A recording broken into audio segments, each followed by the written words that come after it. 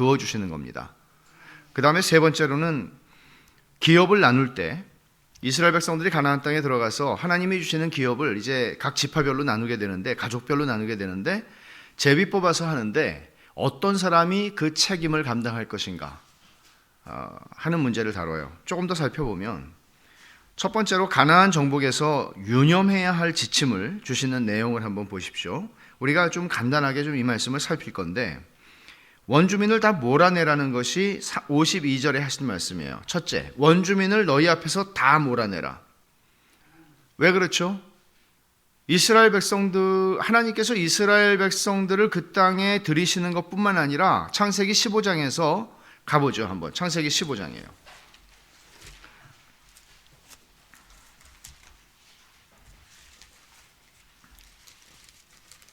하나님께서 아브라함에게 그 땅을 주시겠다고 약속을 하시면서, 아브라함에게 약속한 거는 400년 전의 얘기입니다.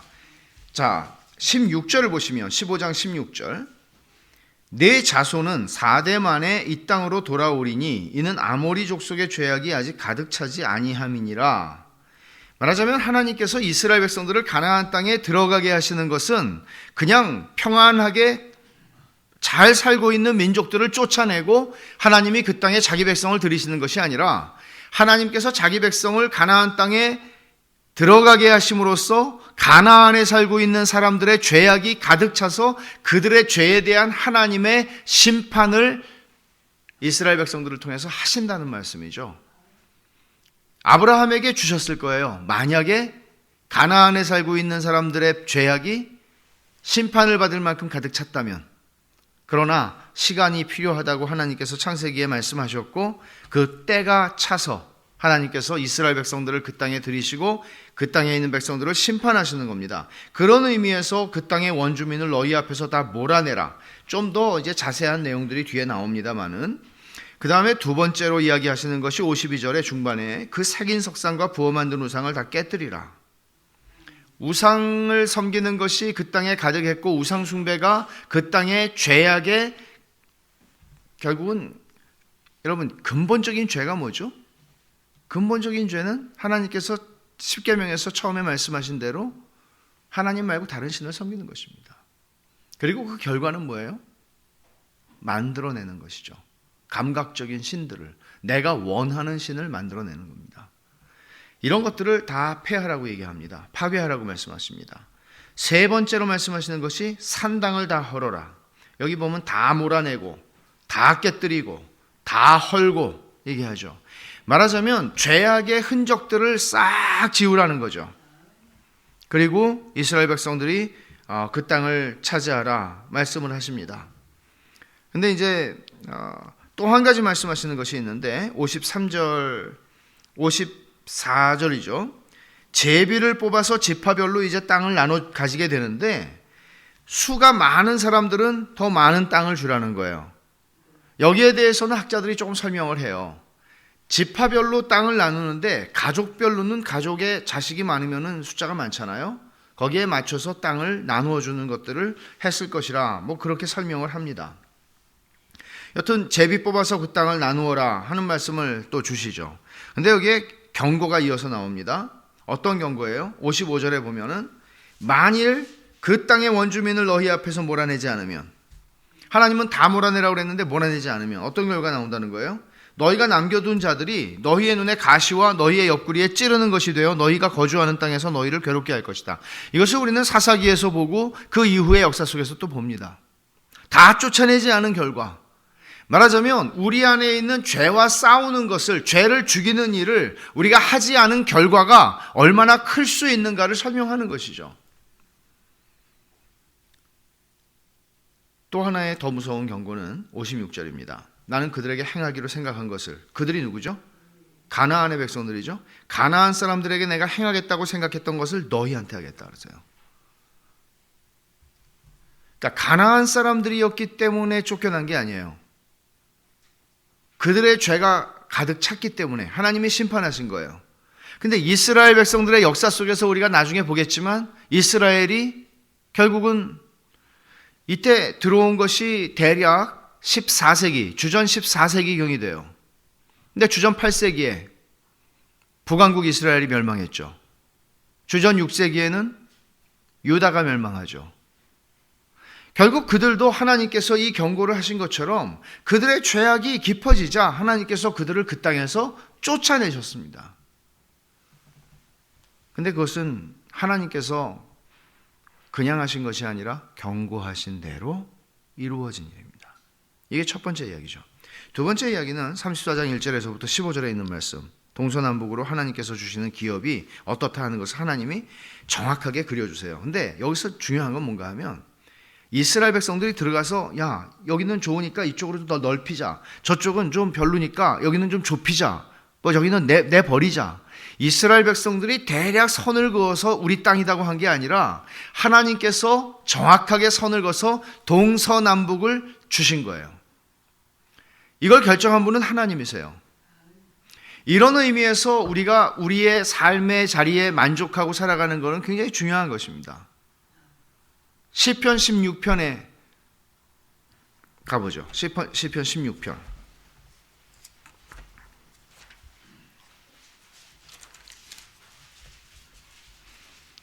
6절입니다.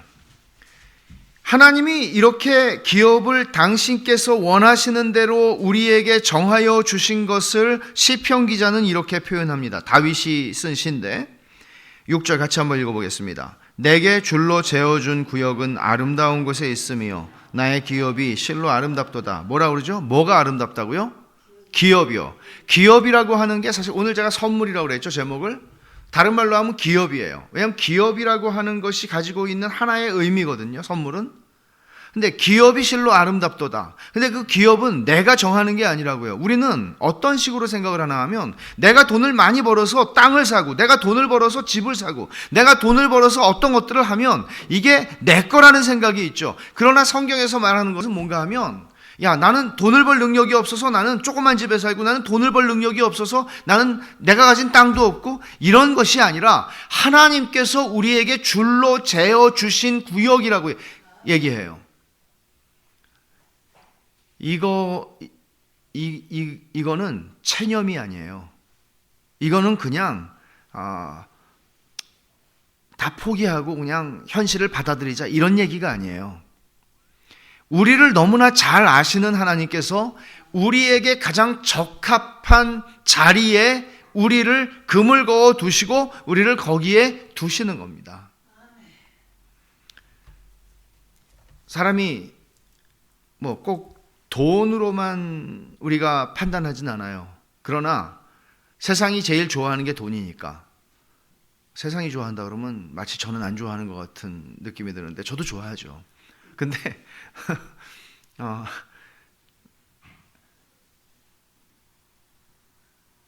옛날에 그런 선전이 있었어요. 새해에 하던 건가? 되게 듣기 싫더라고요. 그 부자 되세요인가? 무슨 탤런트가 나와가지고 이렇게 텔레비에 부자 되세요 그러는데 제가 어느 집 화장실에 가서 화장실에 책들이 많길래 책을 하나 들고 이렇게 보는데 어떤 분이 선물한 거예요. 근데 집사님 새해에는 부자 되세요 이렇게 써 있더라고요. 그래서 야, 참 보세요. 돈이 많으면 좋을까요? 안 좋을까요? 네. 홍 권사님만 솔직하신 것 같아요. 좋죠. 돈이 많으면 좋죠. 근데 좋죠. 근데 모든 사람에게 하나님이 모든 하나님의 자녀들에게 돈을 많이 주시진 않아요. 그렇죠? 저는 그런 생각을 해요. 하나님이 저한테 돈 많이 주시면 정말 제가 엄청나게 잘 쓸 것 같아요. 정말. 근데 제 평생에 돈을 주시지는 않았던 것 같아요. 이유가 있겠죠. 저한테 이게 가장 좋은 거예요. 저한테 이게 가장 좋은 거예요. 그러니까 하나님께서 줄로 재어주셨다는 것은 내 생각에는 내가 이렇게 하면 내가 굉장히 뭔가 알 것 같은데 그게 아니고 줄로 재어주신 거예요. 우리의 인생을 그렇게 하나님 앞에서 살아가는 거예요. 그게 기업이라는 의미예요. 기업. 하나님이 줄로 재어주셨다고 그러죠. 다윗은. 그럼 우리 이렇게 얘기하죠. 다윗이요, 당신같이 왕이고 그러면 나도 그런 소리 할 수 있어. 여러분, 다윗의 삶을 살고 싶으신 분 계세요 혹시? 이건 자식 새끼들이라는 게 그냥 난리가 아니잖아요. 자식이 자식을 죽이고 아버지 죽이려고 그러고. 다윗처럼 힘든 인생이 어디 있을까 싶어요. 저는 옛날에 다윗에 대해서 설교를 한 20몇 번 한 적이 있는데, 정말 다윗이 얼마나 고난이 깊었으면 시편에 자신의 고난을 통해서 예언을 한 것이 예수님의 고난을 예언하는 예언의 시가 됐겠습니까? 우리는 고난 그러면 욕만 생각하지만 실제로 그렇지는 않습니다. 다윗은 하나님이 내게 줄로 재어준 구역이라고 해요. 그 기업은 아름답다고 얘기해요. 그런 의미에서 오늘 본문이 우리에게 얘기하는 건 하나님이 정해주신 거예요. 가나안 땅은 원하는 대로 니네가 싸워서 이기는 대로 마음대로 가져가 아니고 하나님이 동서남북을 정해주셨어요. 근데 이제 여기서 특이할 사항은 요단 동쪽에서 이미 두 지파와 반 지파가 땅을 얻었죠. 르우벤 지파, 또 어느 지파입니까? 갓 지파. 그리고 또 반 지파는 어느 지파죠? 므낫세 반 지파예요. 그러니까 두 지파와 반 지파는 이미 요단강 건너편에서 땅을 얻었어요. 기업을. 그러기 때문에 하나님이 동서남북으로 주신 기업으로 주시겠다고 하시는 이스라엘은 남은 9지파 반에게 돌아가는 겁니다. 그 얘기를 하고 있죠. 세 번째 이야기는 기업 분할의 책임자들이 누구냐 하는 것이에요. 17절에 보면, 34장 17절에 보면, 너희에게 땅을 기업으로 나눌 자의 이름은 이러하니 제사장 엘르아살과 눈의 아들 여호수아다. 제사장 엘르아살 누구의 아들이에요? 대제사장 아론의 아들이죠. 지금 대제사장입니다.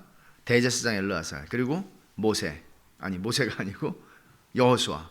여호수아는 이 전체 지도자죠. 모세의 후계자입니다. 이 두 사람에게 하나님께서 책임을 맡기셨어요. 근데 그렇게만 하신 것이 아니라 각 지파에서 9지파 반이니까 몇 명이 나와야 됩니까? 한 지파에서 하나씩 나오면 10명이죠. 반 지파라도 한 사람이 나와야 되니까 10명의 지휘관들이 각 지파에서 각 지파를 대표하는 10명의 지휘관이 나오는데 그 사람들은 하나님이 정해주신 게 아니고 너희가 택하라 말씀하셨고, 우리는 여기서 익숙한 사람 한 사람을 보게 되죠. 유다 지파의 지휘관인 19절에 나오죠. 그 사람들의 이름은 이러하니 유다 지파에서는 여분네의 아들 갈렙이요. 우리는 다른 사람들의 사람됨, 신앙에 대해서 알지 못합니다. 그러나 하나님께서는 그들에게 한 사람씩 뽑으라고 말씀하시고 그들과 함께 기업을 나누는 책임을 맡깁니다. 중요하죠. 왜냐하면 아무리 좋은 일이라도 불평과 불만 없이 나눈다는 것은 굉장히 어려운 일입니다. 정말 힘들어요. 왜냐하면 아무것도 아닌 것 같아도 사람의 욕심이 발동하기 때문이에요. 경험이 있습니다. 근데 그 경험은 한번 얘기하면 안 되겠습니다. 이 세 가지 얘기는 전부 다 하나님이 주시는 기업이라는 말과 관계가 있는 말들입니다. 이야기들입니다. 기업, 선물, 하나님이 주시는 거예요. 기업은 내가 차지하는 게 아니고 하나님이 주시는 거예요. 구약 성경에서 기업이라는 말이, 그러니까 우리는 기업이라는 말이 그렇게 익숙한 말은 아닙니다. 아마 우리말로 생각을 할 때 기업이라는 말과 가장 가까운 말을 찾는다고 하면 아마 유산이라는 말이 되지 않을까 싶어요. 근데 사실 구약 성경에서 기업이라는 말을 쓸 때 기업이라는 말이 제일 많이 나오는 게 민수기예요. 여호수아하고. 왜냐하면 땅을 나누는 얘기를 하고 있는 거니까. 근데 기업이라는 말은 사실 유산이라는 의미가 있어요. 물려받는 거죠, 유산은. 부모로부터. 근데 물려받는다 하는 유산보다 더 1차적인 의미가 있어요. 그건 뭔가 하면은 소유라는 뜻이에요. 소유. 그러니까 여러분들이 34장 2절에 보시면은요, 너는 이스라엘 자손에게 명령하여 그들에게 이르라. 너희가 가나안 땅에 들어가는 때에 그 땅은 너희 기업이 된다. 왜요? 너희 소유가 된다. 그 얘기를 하는 거죠. 근데 또 다른 면에서 보면은 14절을 보십시오. 34장 14절. 이는 르우벤 자손의 지파와 갓 자손의 지파가 함께 그들의 조상의 가문에 따라 그들의 기업을 받을 것이며, 그러죠. 이게 소유를 받는 게 유산을 받는 것처럼 하나님께서 그들에게 물려주시는 것입니다. 그러니까 근본적으로 성경에서 세상의 모든 것이 하나님의 기업이에요. 하나님의 기업이 아닌 게 없어요. 무슨 얘기예요? 하나님의 소유예요. 근데 하나님께서 기업을 주신다고 그러죠, 이스라엘 백성에게. 어렸을 때 저는 좀 지금도 그런 게 있지만 좀 바보 같은 게 좀 많았던 것 같아요. 그러니까 성경에 기업이라고 자꾸 나오잖아요. 그리고 나의 영원하신 기업, 그 찬송 많이 부르거든요. 기업은, 내가 아는 기업은 기업은행인데 지나가다가 간판이 있으니까 보잖아요. 뭘 주신다는 건가? 정말 궁금했어요. 물어볼 데도 없고. 물어볼 데가 없는 건 아니고 제가 안 물어보죠. 전 질문을 안 했거든요. 궁금해도. 집에 가서 찾아볼지언정. 유산이라는 의미가 있어요. 그러나 소유라는 뜻이에요. 그러니까 모든 것이 하나님의 소유예요. 근데 하나님께서 기업을 주신다고 그럴 때 그 얘기는 무슨 얘기인가 하면 하나님께서 마치 유산을 물려주는 아버지처럼 우리에게 그것을 주시는데 우리의 소유, 근본적으로 성경에서 얘기하는 땅은 누구 것이에요? 하나님의 것이에요. 하나님이 빌려주시는 개념이에요. 그렇지만 그럼에도 불구하고 하나님이 기업으로 준다고 말씀하시고 그 땅을 누리게 하세요. 그러니까 두 가지가 있는 거예요, 여러분. 우리가 신약 성경에서는 훨씬 더 이제 이런 개념으로 설명하죠. 청지기. 저와 여러분은 다 청지기예요. 오늘날 청지기 재산관리인? 청지기라는 개념이 딱히 그러니까 내가 주인의 재물을 가지고 관리를 하는 사람이지. 근데 재량을 많이 주셨죠. 마치 내가 주인처럼 쓸 수 있도록. 그러니까 우린 주인이라고 착각한단 말이에요. 근데 결국은 내가 하나님이 주신, 나에게 주신 80년, 나에게 주신 건강, 나에게 주신 물질, 나에게 주신 성품, 나에게 주신 은사, 탤런트, 이 모든 것들을 가지고 내가 나중에 하나님 앞에 가면 내가 잘난 척하고 그냥 나 잘난 데다가 쓰고 나 드러내는 데 쓰고 내가 모든 영광 받고 내가 누리고 그냥 자기를 위해서 이기적인 목적을 위해서 내게 주어진 모든 하나님이 나에게 맡겨주신 것들을 나를 위해서 다 쓰고 그리고 하나님 앞에 가서 우리는 계산한다 그러잖아요. 왜? 청직이니까. 땅도 그래요. 기업으로 하나님이 땅을 주시지만 구약 개념에서 이것은 하나님이 기업으로 줘요. 소유, 너희 거야. 근데 사실은 하나님이 계속 말씀하는 거예요. 모든 것이 내 거다. 이스라엘 백성들이 그래서 하나님께서 희년을 말씀하셨고 안식년을 말씀하셨어요. 안식년은 사람만 쉬는 게 아니고요. 그 집에 머슴이나 종들도 쉬는 것이죠. 짐승도 쉬는 거죠. 근데 그 무엇보다도 땅을 놀려야 돼요. 땅을 쉬게 해야 돼요. 땅을 1년 동안 쉬게 한다는 것이 이스라엘 백성들은 적어도 구약 성경 안에서 안식년을 말씀하시는 하나님의 명령이 분명히 있지만 안식년을 지켰다는 기록은 단 한 번도 없습니다.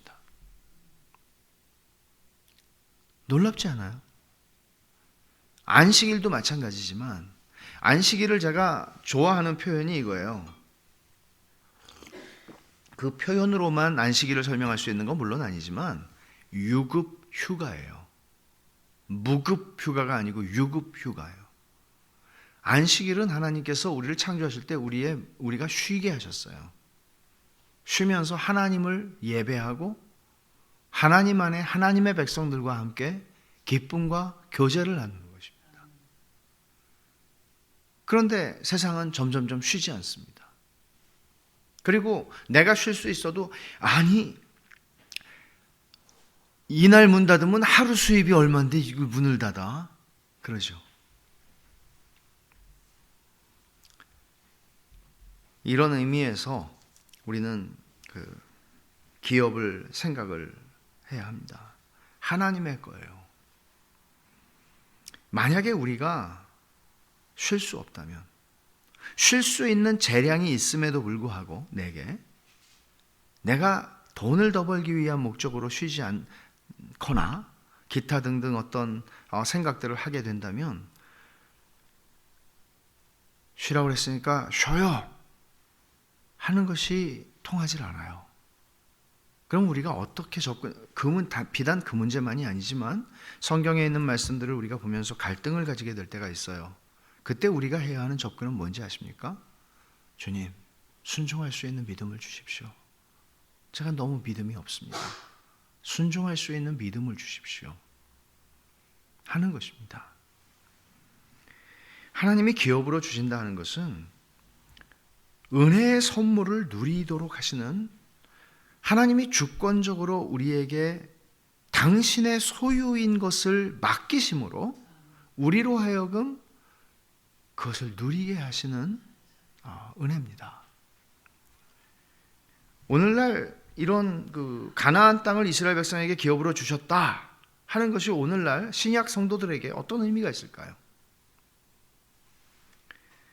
먼저 신약 성경이 얘기하고 있는 기업을 이제 좀 제가 설명을 드릴 텐데, 어떻게 구약 성경에 가나안 땅을 주시는 것처럼 하나님의 백성들에게 오늘날 하나님께서 새벽 기도를 하는데 번지수를 딱 주시면서 내비를 찍고 가봐라, 그 땅을 내가 너에게 주마, 기업으로 주마, 이렇게 하시지 않죠. 그런 식으로 우리에게 땅을 주시는 것이 아니라, 이스라엘 백성에게 가나안 땅을 주신다는 것은 그것이 실제가 아니라 그림자죠. 실제로 그들에게 주셨어요. 진짜로 주셨어요. 그러나 그 가나안 땅을 통해서 하나님이 보여주고 싶은 진짜가 있다는 거죠. 그런 의미에서 우리는 기업을 이해합니다. 민수기에서 우리가 보는 바, 하나님의 기업을 받는 상속자가 누굽니까? 이스라엘 백성이죠. 그럼 우리는 신약 시대에는 그러면 하나님의 기업을 받는 상속자가 누구냐? 그거는 성도들, 하나님의 백성이죠. 그렇게 쉽게 하게 돼요. 그러나 사실은 그렇게 하나님의 백성이 이스라엘이 가나안 땅을 받았으니까, 가나안 땅이 무엇이냐 하는 거는 예를 들어 천국이라고 합시다. 그러면 하나님의 백성인 우리 교회가, 성도가 이제 천국을 받는다, 그렇게 그냥 넘어가는 게 아닙니다. 실제로 성경이 얘기하고 있는 하나님이 주시는 그 기업, 진짜 기업, 그림자가 아닌, 모형이 아닌 진짜 기업을 하나님이 누구에게 주시는가 하면 그 기업을 받을 상속자는 단 한 분입니다. 참 이스라엘이신 하나님의 아들이신 예수 그리스도입니다. 예수님께서 하신 비유를 한번 보죠. 포도원 농부의 비유인데 마가복음 12장에 나와요. 한번 찾아보십시오.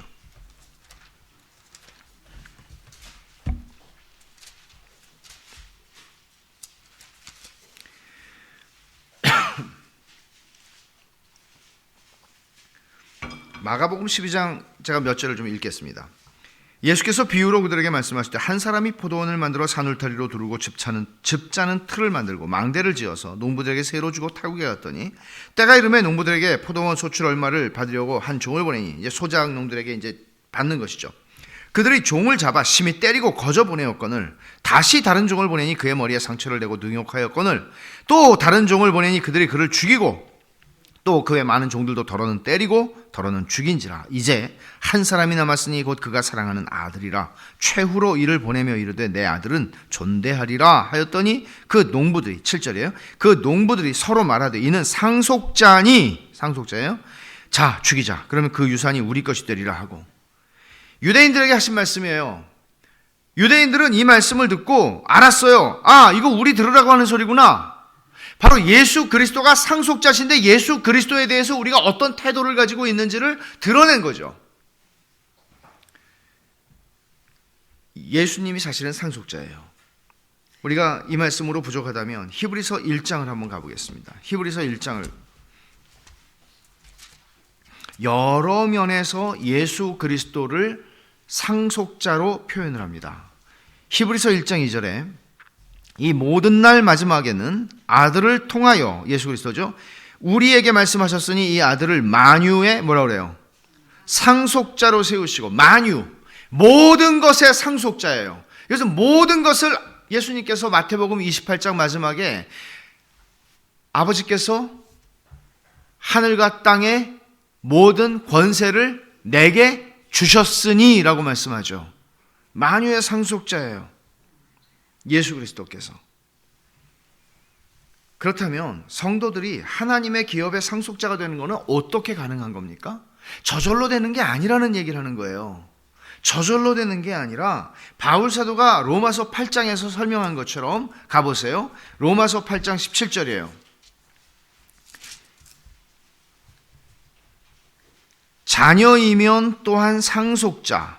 상속자라는 말 여기 또 쓰죠? 굉장히 중요한 말이에요. 상속자라는 말은 하나님이 주시는 기업과 관련해서 쓰는 말이에요. 그러니까 상속자, 곧 하나님의 상속자요, 그리스도와 함께한 상속자니 우리가 그리스도와 함께 영광을 받기 위하여 고난도 함께 받아야 한다.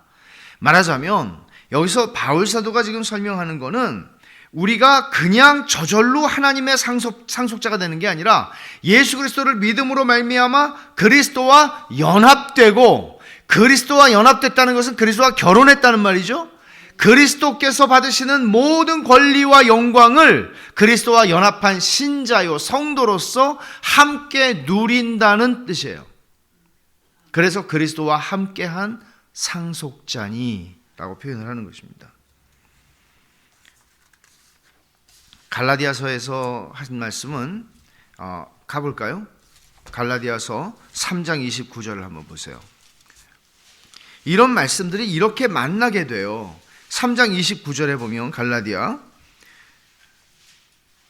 너희가 그리스도의 것이면, 곧 이건 그리스도의 것이라는 얘기는 그리스도께 속한 사람이라는 거죠. 그리스도의 것이면 곧 아브라함의 자손이요 약속대로 유업을 이을 자니라. 뭐예요? 그리스도를 통해서 내가 그리스도를 믿음으로 그리스도와 연합하고 그리스도께 속한 자가 되고, 이렇게 됐을 때 바로 아브라함의 후손에게 주시겠다고 약속하신 기업이 바로 우리들이 아브라함의 후손이 된다. 예수 그리스도를 통해서 그 얘기를 하는 거예요.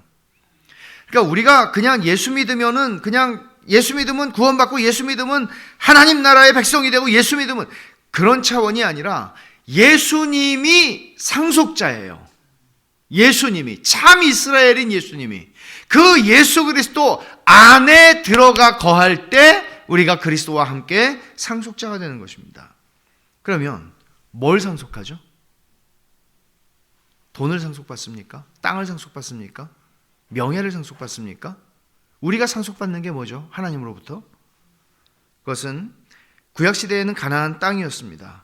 가나안 땅이 그림자였다면, 그 가나안 땅이 하나의 원형을 가리키는 모형이었다면 그 원형은 뭡니까? 그건 하나님의 나라입니다. 주님이 영광 가운데 다시 오실 때 이런 일이 있을 거다 말씀하신 게 마태복음 25장에 나와요. 한번 찾아보십시오. 마태복음 25장 34절입니다. 이것은 우리가 보게 될 일입니다. 마태복음 25장에 주님이 말씀하신 것은 일어날 일입니다. 34절, 25장 34절 같이 읽습니다. 그때의 임금이 그 오른편에 있는 자들에게 이르시되 내 아버지께 복받을 자들이여 나와와 창세로부터 너희를 위하여 예비된 나라를 상속받으라. 나라를 상속받으래요. 여기서 상속이라는 개념이 있죠. 상속. 나라를 상속받으래요. 이 말은 얼마나 옛날에 이런 얘기가 있죠. 왕들이 내게 구하라. 에스더한테도 그렇잖아요. 아수에로가. 나라의 절반이라도 주리라. 그러니까 임금들이 엄청나게 기마이는 외국말이죠. 엄청나게 우리말이 뭐예요? 기분을 이렇게 엄청나게 뭔가를 쓰는 거예요. 그게 나라의 절반이지 나라를 다 준다 그러는 사람은 역사상 없어요. 제가 알기로는. 내가 나라를 다 줄게. 나라 절반 준다는 건 엄청난 거예요. 근데 하나님께서 뭐라고 그러세요? 나라의 절반을 주겠다는 게 아니고 이 나라를 상속받으라. 받아라. 누구에게? 하나님의 백성에게. 그리스도를 믿고 그 믿음으로 말미암아 그리스도와 연합한 하나님의 자녀들에게. 그래서 성도가 받을 기업은 이 세상의 나라가 아니라 하나님의 나라예요. 바울 사도가 고린도전서에서도 말씀하고 여러 군데서 말씀을 갈라디아에서도 말씀하고, 그러니까 이러이러한 사람, 불의한 자는 하나님 나라를 유업으로 받지 못한다. 요한계시록에도 있고, 하나님 나라를 유업으로 받지 못한다. 유업이라는 말, 기업이라는 말하고 같은 말이죠. 그러니까 하나님의 나라를 유업으로 받지 못한다. 구원이 없다. 그런 얘기예요. 야고보서에 있는 말씀은 우리가 한번 보면 좋겠는데, 야고보서 2장 5절입니다.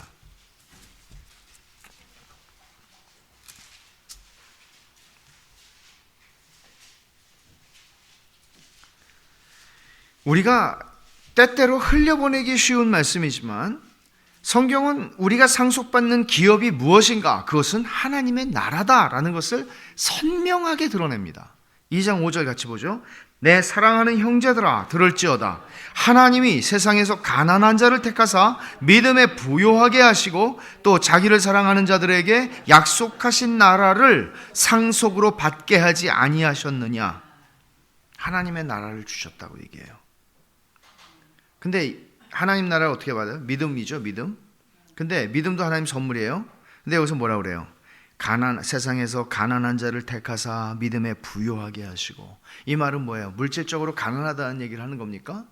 물론 그럴 수도 있어요. 그러나 물질적으로 가난한 사람이 다 구원받는 그런 차원의 얘기를 하는 게 아니잖아요.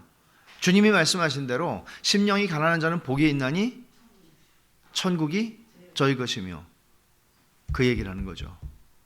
심령이 가난한 자는 복이 있나니 천국이 저희 것이며.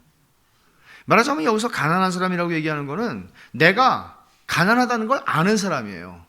그 사람은 부자일 수도 있어요. 그 사람은 굉장히 성공한 사람일 수 있어요. 그 사람이 그런 사회에서 사람들이 바라보는 그런 시선에 의해서 규정되는 게 아니고, 그랬을지라도 내가 하나님 앞에서 벌거벗은 자요, 하나님의 은혜가 아니면 나는 죽을 수밖에 없는 죄인이라는 것을 아는 사람, 이게 가난한 사람이에요. 그걸 얘기하는 거죠. 하나님 앞에서 벌거벗은 사람이라는 걸 아는 거. 그런 사람을 택해서 어떻게 하신다고 그래요? 믿음에 부요하게 하신대요. 믿음에 부요하게 하셔서 그 믿음으로 하나님의 나라를 상속받게 하신다고요. 그래서 바울 사도의 그 마지막 편지인 디모데후서 4장에서 바울은 이렇게 얘기하지 않습니까? 내가 달려갈 길을 다 마치고 뭘 지켰다 그러죠? 믿음을 지켰다 그럽니다. 그러니까 우리가 살아가면서 가지고 있는 게 있죠. 우리는 하나씩 다 잃어버릴 겁니다. 주님 앞에 서기 위해서 이 땅에서 우리의 마지막을 맞이하면서 우리는 다 벗어버릴 겁니다. 다 벗어버릴 거예요. 그러나 바울은 우리가 끝에 하나 가지고 가야 하는 거, 믿음이라고 얘기합니다. 왜? 그 믿음으로 그 나라를 상속받는 거예요. 그러니까 저는 이 야고보서 2장 5절에 있는 말씀을 생각해보면, 세상에서 가난한 자를 택하사 믿음에 부요하게 하시고, 나에게 달린 문제만은 아니라는 거잖아요. 믿음에 부요하게 나를 이끄시는 주님, 그리고 하나님 나라를 주시는 주님. 그러니까 이런 기업이라고 하는 거는 근본적으로 권리가 아니에요. 권리가 아니에요. 내가 주장할 수 있는 권리가 아니에요. 내가 일한 것에 대해서 보상을 받는다는 개념이 아니에요. 이스라엘 백성이 40년을 지나고 야, 이거는 우리가 마땅히 얻어야 하는 땅이야, 그렇게 말하지 않습니다. 기업이에요.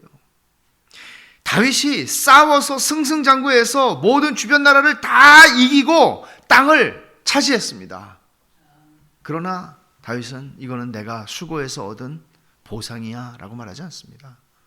하나님이 줄로 지어주신 구역은 실로 아름다운 곳에 있으며 그 기업이 실로 아름답다. 하나님이 주권 가운데에서 자기 백성에게 주시기를 기뻐하신 은혜로운 선물일 뿐입니다. 하나님 나라를 기업으로 상속받을 성도들이 세상을 살아가는 삶의 태도를 결정하는 힘이 여기에 있어요. 기업이 무엇인지를 이해하는 거예요. 성경은 우리가 받은 구원도 기업이라고 설명을 해요. 하나님 나라의 안에 있는 거잖아요. 그죠? 우리가 영광을 유업으로 받을 거라고 얘기해요. 복을 유업으로 받을 자가 아니냐고 얘기해요. 이 모든 것이 하나님의 나라 안에 있는 거예요. 지나가는 게 아니라는 말이죠. 있다가 없어지는 게 아니라는 말이죠. 이 기업에 대해서 우리가 어떤 태도를 가지고 살아가느냐, 이 기업이 우리의 믿음의 눈을 열어서 기업을 보느냐 보지 않느냐 하는 것이 우리의 삶을 결정하는 요소라는 거 아세요? 이것이 구원의 문제를 좌우하는 건 아니에요. 그러나 우리가 이 땅을 사는 동안에 우리의 삶의 질을 결정해요. 우리가 민수기에서 본 게 그겁니다. 하나님이 주신다고 그랬기 때문에 주실 거예요. 하나님이 빈말하신 게 아니에요. 그리고 결국 들어갔어요. 그런데 불평하고 원망하고 힘들다 그러고 거기까지 못 가겠다 그러고 애굽이 더 낫겠다 그러고, 우리가 민수기에서 본 광야의 이스라엘 백성들의 모습은 다 그거예요. 바울 사도가 고린도전서 10장에서 말씀한 것처럼 이것은 다 거울로 우리 보라고 쓰신 거라고요. 너희도 그렇게 하지 말라고. 너희는 그러지 말라고. 그러니까 이 기업을 생각하는 사람들은 로마서 8장 17절에서 바울 사도가 말한 것처럼 영광을 우리가 받을 사람들이니까 고난도 받는 거 이상한 일이 아니라고, 괜찮다고 그렇게 얘기를 하는 거예요. 히브리서 12장을 한번 보십시다. 히브리서 12장에 28절이에요.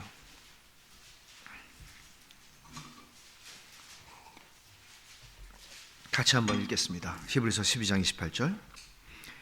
그러므로 우리가 흔들리지 않는 나라를 받았은즉 은혜를 받자. 이로 말미암아 경건함과 두려움으로 하나님을 기쁘시게 섬길지니. 뭐라 그래요? 우리가 흔들리지 않는 나라. 이건 세상의 모든 나라는 다 흔들리는 나라였죠. 역사 속에 흥망성쇠를 다 경험했어요. 그러나 우리는 흔들리지 않는 나라를 받습니다. 영원한 나라를 받습니다. 받는다는 말이 무슨 얘기예요? 기업으로 받는 겁니다. 그러니 어떻게 하자고요? 은혜를 받자. 이로 말미암아 경건함과 두려움으로 하나님을 기쁘시게 섬기자. 기업이 무엇인지를 알아야 그렇게 하죠. 기업이 뭔지를 알아야 그렇게 하죠. 내가 부하나 가난하나 나는 그런 것들에 좌우되지 않습니다. 바울이 빌립보서에서 한 얘기잖아요. 내 처지와 형편에 좌우되지 않습니다. 나는 그리스도 예수 안에서 모든 것을 할 수 있습니다. 나는 그리스도 예수 안에서 두려움과 경건함으로 하나님을 기쁘시게 섬기는 일에 좌우되지 않습니다. 흔들리지 않습니다. 나는 은혜를 받습니다. 그런 얘기를 하는 거예요.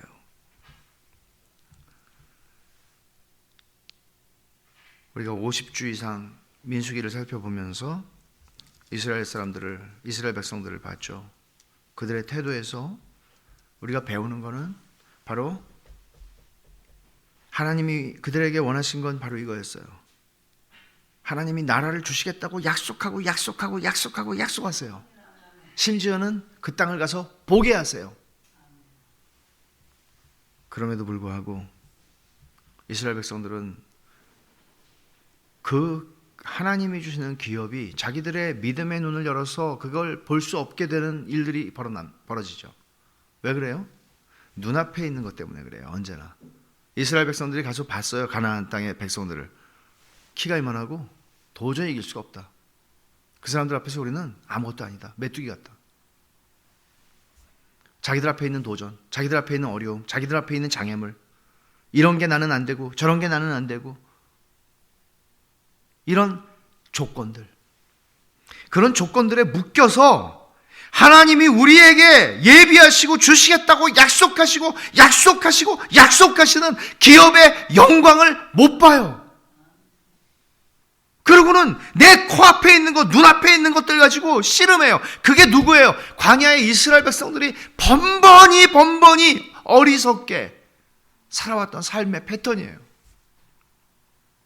우리는 그렇게 하지 말자. 이 바울 사도가 고린도전서 10장에서 하는 얘기죠.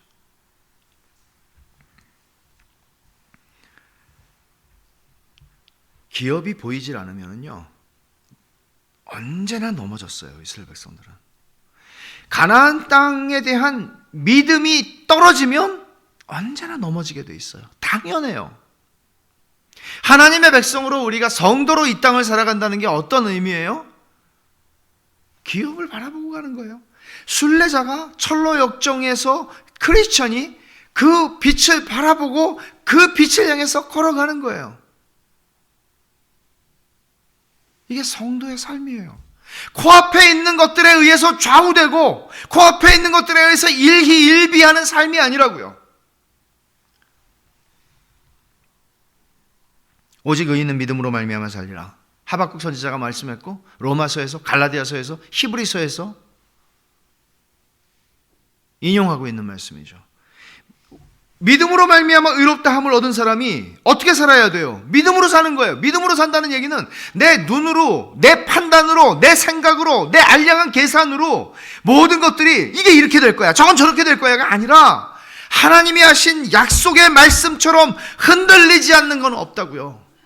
그 약속의 말씀을, 눈에 보이는 건 없지만 그 약속의 말씀을 가지고 우리는 바라보고 믿음의 눈을 떠서 그 기업을 바라보고 걸어가는 거예요. 이게 신앙이에요. 이게 성도가 살아가는 삶이에요.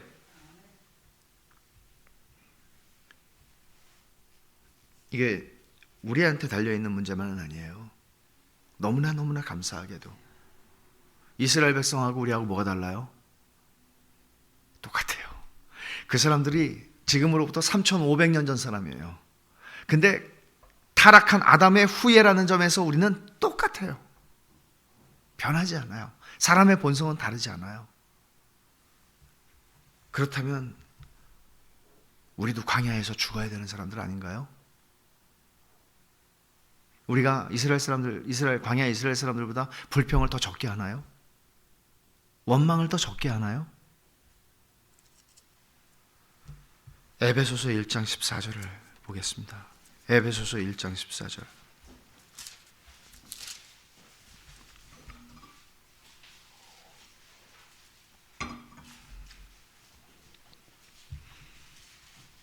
같이 읽겠습니다.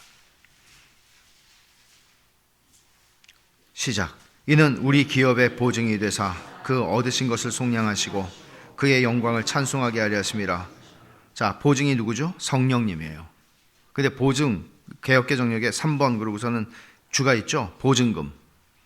성령님이 보증금이래요. 여러분이 계약하실 때 보증금 받으면은 안심이 되시죠. 보증금을 못 받으면 안심이 안 돼요. 이게 될지 안 될지. 근데 보증금을 받으면은 이 사람이 다 내겠다는 말이죠. 물론 뭐 없어가지고 못 내는 일도 생기겠지만은 그러면 보증금만 받는 거죠, 내가. 그렇죠? 안 돌려줘도 돼요. 성령님이 보증금이에요. 하나님이 주시는 보증금이에요. 보증을 하시는 거예요. 기업의 보증. 우리 이 땅에서 기업을 받습니다. 그 기업은 성령님입니다. 그래서 우리는 성령님을 통해서 하나님께서 우리에게 영원한 나라, 흔들리지 않는 나라를 주실 것을 압니다. 그리고 믿음으로 살아갈 힘을 얻습니다. 그래서 아까 제가 그 제럴드 시처 얘기했잖아요. 이 땅에서 우리가 무슨 고난이 닥쳐와도 우리는 주님이 우리의 소망이 되시는 것을 알고 갈 수 있다는 거예요. 기업이 보이면, 기업이 내 믿음의 눈을 통해 보이면 우리는 걸어갈 수 있습니다. 그래서 바울 사도는 에베소서의 18절에서 1장 18절에서 에베소 교회를 위해 이렇게 기도해요. 너희 마음 눈을 밝히사 그의 부르심의 소망이 무엇이며 성도 안에서 그 기업의 영광의 풍성이 무엇이며, 기업이 또 나오죠. 기업의 영광의 풍성이 무엇이며, 그 기업에 하나님이 여러분에게 주실 기업이 얼마나 영광스럽고 얼마나 풍성한지를 여러분들이 눈을 떠서, 마음 눈을 떠서, 믿음의 눈을 떠서 볼 수 있으면 좋겠습니다. 그러면 여러분은 넉넉히 이 광야 같은 인생 이기고 끝까지 갑니다 하는 얘기예요. 여러분, 이런 기도 해보셨어요? 하고 계세요? 주님, 저에게 하나님께서 나를 위해서 예비하신 기업의 영광의 풍성함을 볼 수 있도록 제 믿음의 눈을 열어주십시오. 그래서 이 세상의 영광 따위에 흔들리지 않게 해주십시오. 이 세상의 어떤 고난에 흔들리지 않게 해주십시오. 이 길을 끝까지 걸어갈 수 있도록 주님, 제 눈을 활짝 열어주십시오. 참 중요한 기도입니다. 우리는 이 세상의 영광을 비웃을 수 있는 유일한 사람들입니다.